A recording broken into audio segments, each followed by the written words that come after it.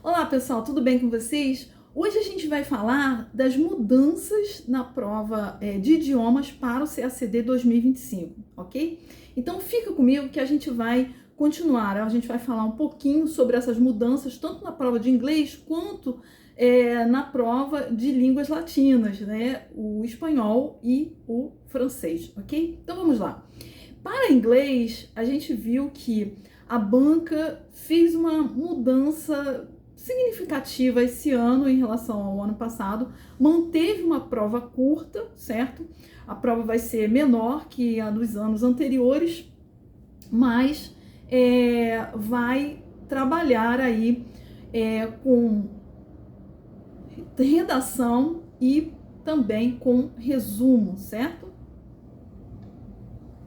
O que isso significa para nós em termos de mudança, certo? Em relação ao resumo, você tem que trabalhar as ideias do texto que a banca der. A depender do tamanho do texto que a banca der, você pode ter aí maior ou menor dificuldade, certo? E a redação já é a tradição da banca, né? A banca precisa saber se você consegue desenvolver as ideias de forma correta, né? A gente vai adentrar nessas minúcias sobre redação daqui a pouco. E a gente vai focar nesse momento nas mudanças, né? Em relação às línguas latinas, como eu falei, né, espanhol e francês, a banca manteve em relação ao ano passado a sua escolha. Você vai poder escolher entre fazer uma prova de francês ou uma prova de espanhol, certo? Então, eu achei interessante desse ponto de vista.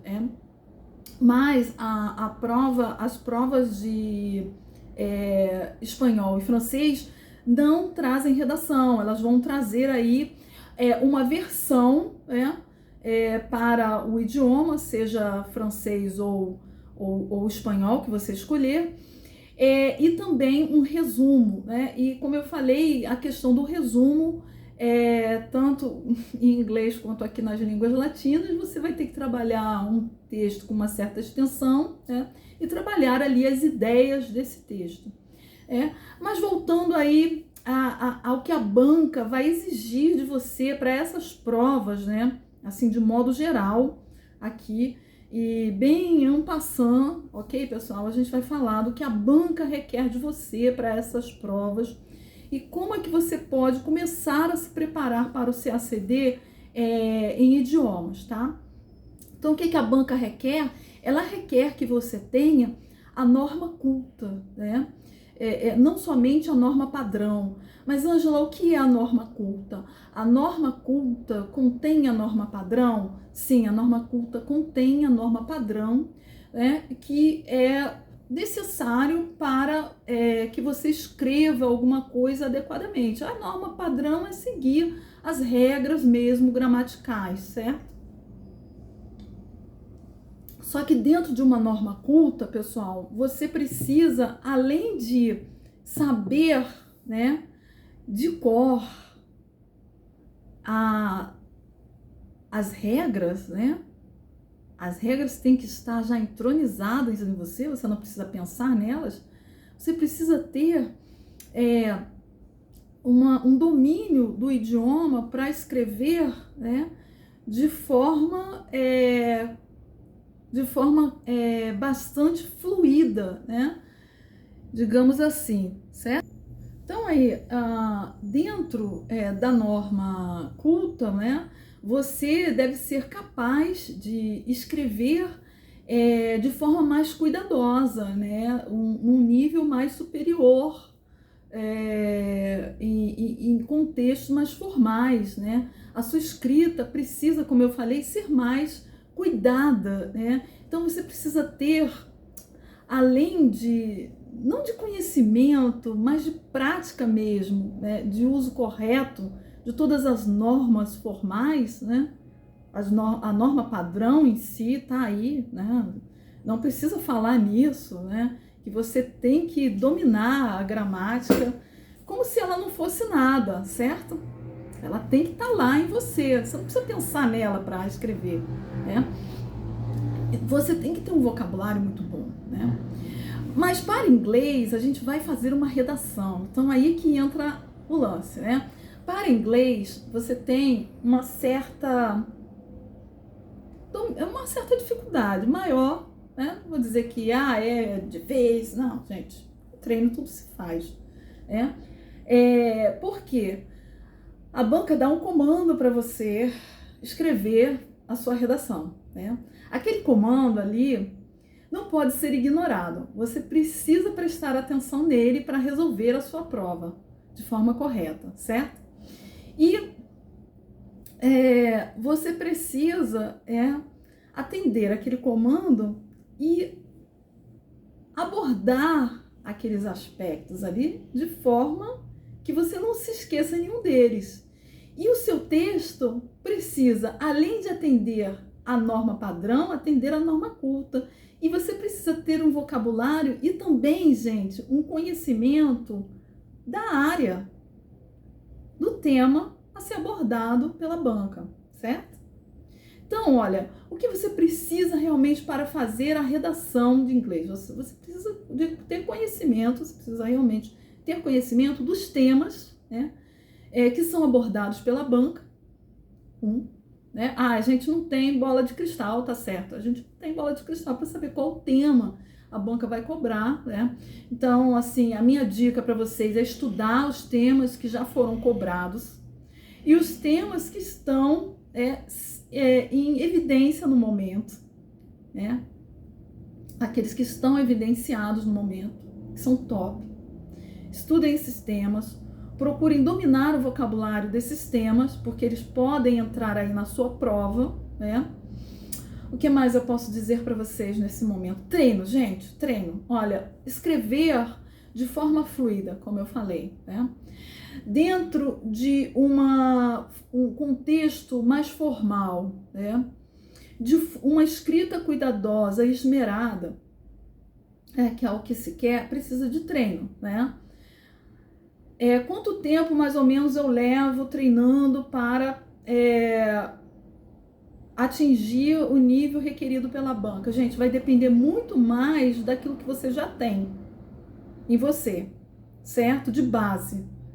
Se você já vem treinando, se você já tem uma base, você já tem uma capacidade de escrever ao longo dos anos, já tem conhecimento do idioma inglês, por exemplo, né?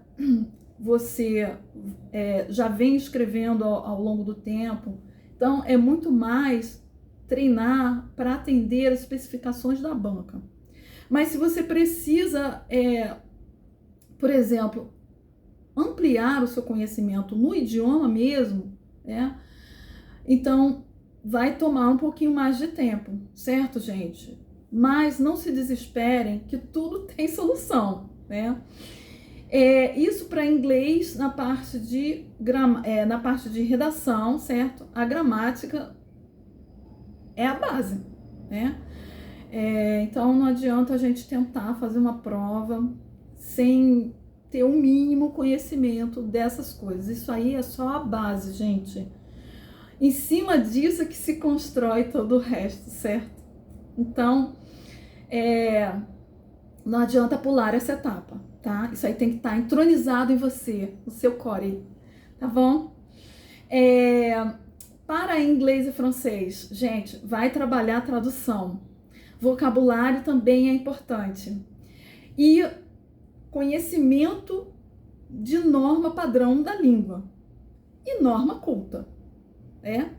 Então, você tem que estar afinado com o que você precisa, né?